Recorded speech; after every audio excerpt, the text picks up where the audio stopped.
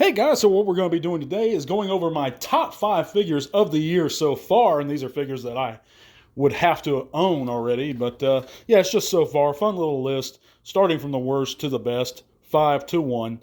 But before I get in all that, guys, thank you for coming in and listening to the Transformers Talk Raw podcast here on YouTube and Spotify. I'd like to thank you guys again for coming in and listening. If you haven't heard, you can check out those links below, and it's going to take you all kinds of cool stuff, including our Facebook group where you can come chat bots with us, share your own channels and pages, whatever you like.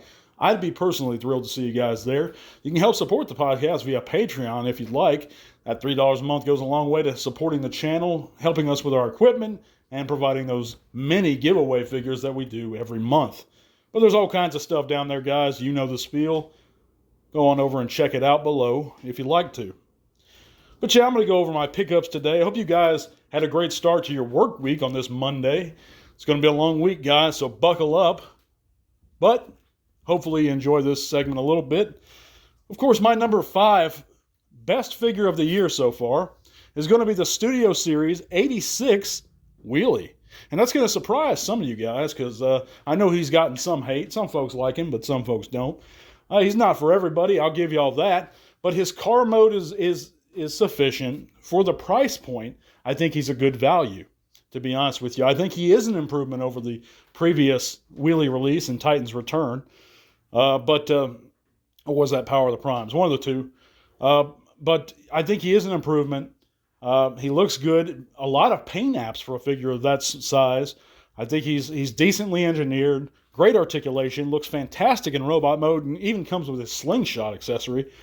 So I think it's pretty decent value for what you're getting or what you're paying, guys. I mean, $10, you get a great little classic Autobot. So that's my number 5 best figure of the year so far in 2023.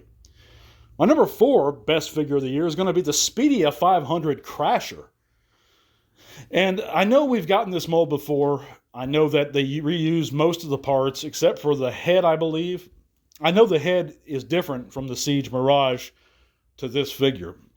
Completely different head. So I don't know if it's an all-new head, but it's one that I hadn't seen before. I don't have in my collection. But even so, even if it is a straight repaint, the repaint itself looks phenomenal. It's a great use of the mold. I think it's, aside from Mirage, it's the best use of the mold that you could get. I'm a huge fan of the GoBots also. I love the character of Crasher. It was, of course, one of the main villains in Challenge of the GoBots, and they should do more GoBots. I was very impressed with this Speedia offering. I highly suggest you pick her up. I think you'll be impressed too. She comes with a couple weapons. Just very, very classic, and it really makes me thirsty for more GoBots. I don't know about you guys. Let me know, by the way, in the comments what you think of these picks so far. If you like them, don't like them, whatever. But also, guys, my analytics show that only about 50% of you guys that watch my segments are even subscribed. So if you're not subscribed, guys, be sure to hit that subscription and hit that notification bell. Give me a thumbs up. It lets me know that you want to support the channel, and it'll also notify you when we have new segments. Of course, I have a new segment at least every week now, and they are longer. So keep that in mind. You'll also be eligible to enter our giveaways. That's totally free figures shipped at my expense anywhere in the world. We have one of those every month also. But moving on the number 3, one of my best figures of the year so far is going to be Legacy Shrapnel. And I think this is one that personally hits home for me. I know a lot of folks' lists are going to be different, but mine is just what I love the most so far this year that I've acquired. But Legacy Shrapnel, I had the G1 Shrapnel when I was a kid. Loved it. Couldn't get enough of it. This one harkens back to those old days. Reminds me of those times long gone now. There's only a couple little nitpicks I have with it. Of course, we can't get the great vac metallized effects anymore. I wish they at least did the antenna in the same material, that clear translucent plastic they did Kickback in, his wings in. But either way, I love the figure. It's great engineering. It's like you step back into the past. It's like you walked out of the screen of the Sunbow series and you have him in your hands. If you don't have Legacy Shrapnel yet, guys, what are you waiting for? He's a great figure. If you're a fan of Insecticons, this is a definite improvement over the smaller old Legends class release we saw a few years back.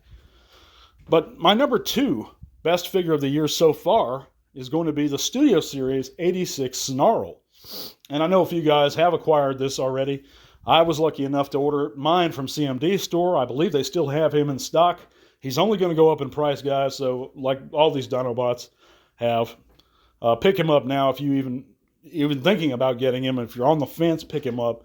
He is a great figure. I think he's phenomenal in robot mode. I think he is slightly overrated. And I'll tell you why. That's why he's my number 2 instead of number 1. In Dino mode, his tail is too small. He lacks serious amount of articulation in dinosaur mode. The coloration of the materials doesn't quite match the rest of the Dinobots. Some of that gold plastic is a different tone, or it's not the same type. But those are very minor nitpicks. And it is a great figure. Very solid figure, I'll say that. Great in robot mode.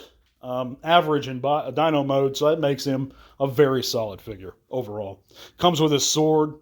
Like I said, his bot mode is phenomenal.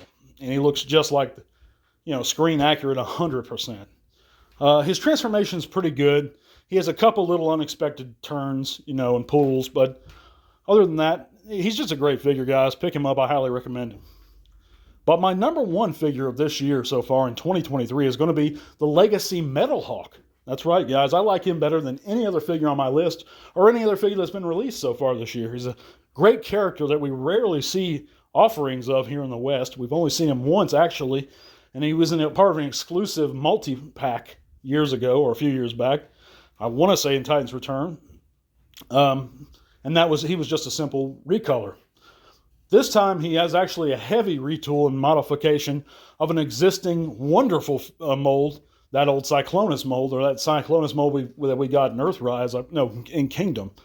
And it's a fantastic mold to begin with a phenomenal transformation. It's one of the best designs I've ever seen in the main line, to be honest with you. But they utilized that great mold to begin with, but then they heavily retooled it. I mean, it shares just a few of those same parts. I want to say parts of the upper thigh is the same, and maybe the forearms are the same, but the chest is completely retooled. I want to say the knees, the feet are the same, the head's new. There's a lot of new parts, basically. New accessories. He's just a great-looking jet mode, great-looking robot mode. My only gripe, and literally my only gripe, of course, is he's not a pretender. But then again, they're not doing actual pretenders now, so I digress. For what he is a fantastic figure. I have one concern with him, and that is GPS. Will GPS be an issue, that gold plastic syndrome, going forward with this figure? I don't know. What do you guys think? Is it still going to be an issue? But if it is, then we're going to have issues with other figures in the main line, much like Black Zarek. I wonder how everybody's G2 Superion sets, Combiner Wars Superion sets, doing up with that, or holding up today with that slingshot in there, who's completely made of gold plastic. Because the original G2 slingshot didn't hold up. I mean, you guys know that. So, I mean, if GPS is still an issue, we need to look at that G2 Combiner Wars slingshot nowadays and see how well he's holding up. I don't personally own one, or I would report on that. But it is what it is. Metal Hawk is a fantastic figure. Highly recommend him, guys. But yeah, that's my list. It's going to be Wheelie, Crasher, Shrapnel, Snarl, and Metal Hawk in that order of the greatest figures this year so far. Of course, this year is not even half done yet, and we're looking forward to a lot more great releases. So at the end of the year, I'll have my top 10 list as I usually do. But as far as my weekly pickups, you know what? I picked up on eBay just a few days ago a complete and basically like new Super GoBot Her Fiend. And I had this figure when I was a kid, and I love it. It's this black Porsche. And it's one of the few actual GoBots I had. It was the only Super GoBot I had. My brother had Psycho, this futuristic car. But I had Her Fiend, and I love this figure. It's just fantastic, solid die-cast, great paint. And I picked him up for like $50, and I thought it was a great deal. But I also picked up the Combiner Wars Off-Road, a loose copy of that for really cheap, and now he runs for about $50 loose. So if you can find him $40-50, that's a good deal. I picked up mine for like less than $20 shipped, so I don't know. But yeah, I just wanted to have that. I sold my actual original set of Combiner Wars Stunticons when I knew that the Legacy set were going to be releasing. Of course, now that I have, and that we have acquired the Legacy Menasor, no longer need those Combiner Wars guides, but Off-Road is one that I like the design. I like the character of him. There's not too much written about him, but I just like the general idea of there being more than 5 Stunticons or more than 5 Scramble City guys in a team. It makes me think that one could actually substitute if they lose a limb or something. It's just in my head canon, it makes sense. But what do you guys think? What have you picked up recently? Let me know down below. Let's get a dialogue going, guys. Thank you so much again for being here. We're going to be back real soon. I'll catch you later. God bless. And to all are one. Funding for Transformers Talk Raw is made possible thanks to the support of viewers like you. Thank you.